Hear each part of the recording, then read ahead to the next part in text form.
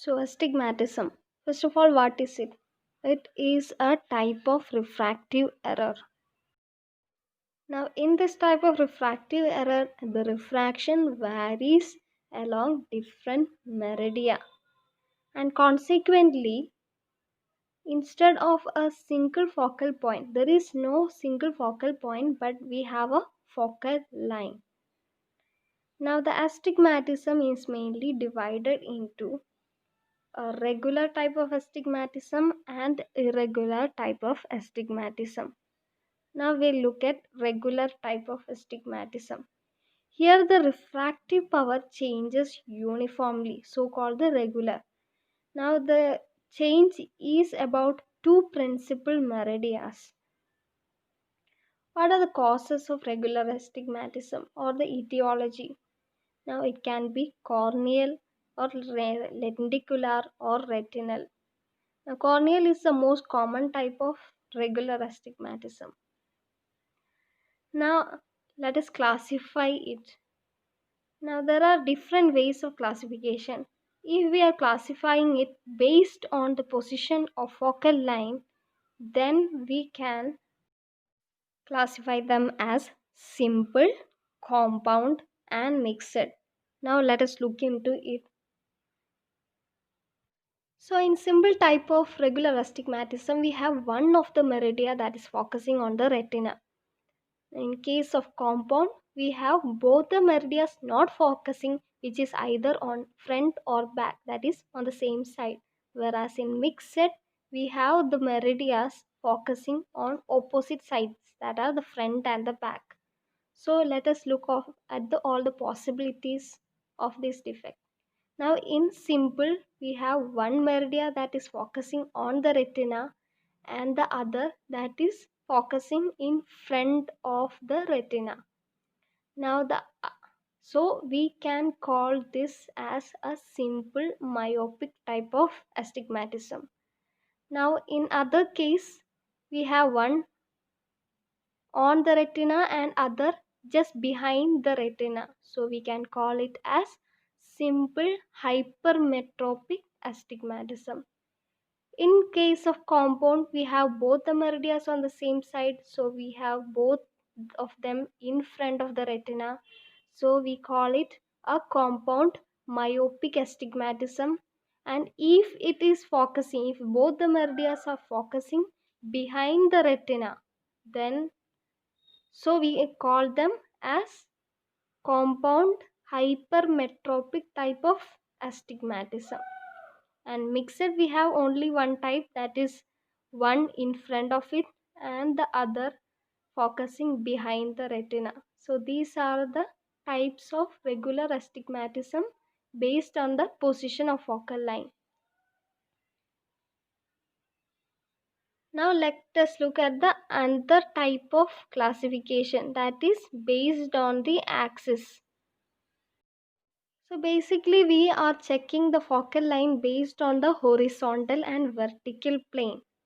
So according to the axis, we can divide the astigmatism as within the rule astigmatism, against the rule astigmatism, oblique and bi-oblique. Now within the rule, we have the vertical meridia more curved than horizontal, whereas in against the rule, we have horizontal meridia more curved. So why is it within the rule? This is because in normal height, the vertical meridia is slightly more curved. Now in case of oblique, we have a condition where they are just like the above cases perpendicular. The principal meridians are perpendicular to each other, but it is not the horizontal and vertical. It might be slightly oblique. And in case of bi-oblique, the principal meridians are neither perpendicular to each other nor they are horizontal or vertical. Now let us look at the clinical features of regular astigmatism. So we have symptoms and signs.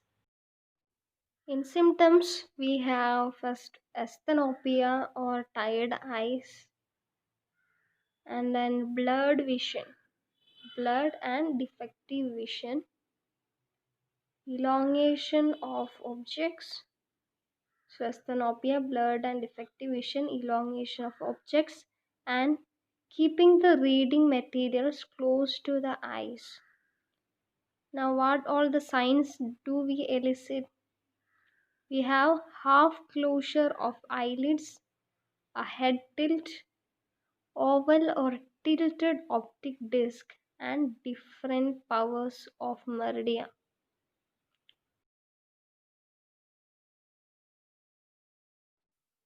Coming to investigation, in investigation we have retinoscopy, keratometry, astigmatic fan test,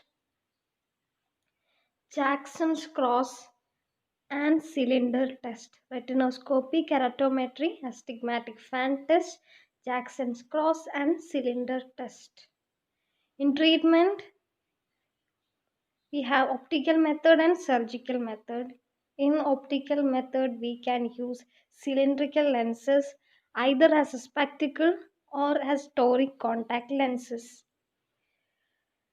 Now coming to the irregular type of astigmatism, which is the second type of astigmatism. And again, so what is it? Irregular astigmatism, it is a type of astigmatism having multiple meridia.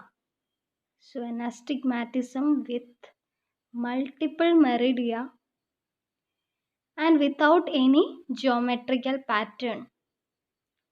So irregular astigmatism have no geometrical pattern. Now the causes, it can either be a defect of curvature or in the defect of the index of the lens. Now coming to the clinical features. Again we have symptoms and signs. Under symptoms we have defective vision, distortion of objects, polyopia, and in signs which are elicited from various investigations, there can be irregular pupillary reflex which is elicited through retinoscopy, and then we can have corneal irregularities which are seen through slit lamp examination, distorted circles in Placidus disc, and then irregular corneal curvature seen in photokeratoscopy. So these are the signs and symptoms. Now coming to treatment. Here also we have optical and surgical method, and along with it we have what is known as PTK. So in optical we can use contact lenses. In surgical method include DALK, that is deep anterior lamellar keratoplasty, and then PTK, that is photokeratectomy. Another important topic related to astigmatism is Strum's conoid. So let us see what is it. So this is a representation of a configuration of rays refracted through a toric surface. A configuration of rays refracted through a toric surface. So what does that mean? It means that in astigmatic patients, light is not refracted in same way in all meridia, and consequently we have instead of one different or two focal length along two principal meridia. So which are these principal meridia? We have a vertical and horizontal principal meridias. Now in this diagram, point B and point F are the focal points of these meridias. So B we have a point of first focus and F as a point of second focus. Now the length between them, that is BF, is known as the focal interval of Strum. So that BF is a focal interval of Strum. Now we should understand the configuration of light rays at different points of this conoid. So we have marked them as A, B, C, D, E and F. So if we are to make a cross section at point A, we see that the vertical rays are more converging, so we will have horizontal oblique. At point B, the vertical rays have converged to a point, so we will only have a horizontal line. Now at C, the convergence and divergence again go back to a horizontal oblique, and at D, the convergence and divergence come to a level to form a circle. This is known as the circle of least diffusion. And at point E, we will have a vertical oblique shape. This is because the vertical rays are more diverging out. And at F, the horizontal rays have converged, so we will only have a vertical line. So this is all about astigmatism.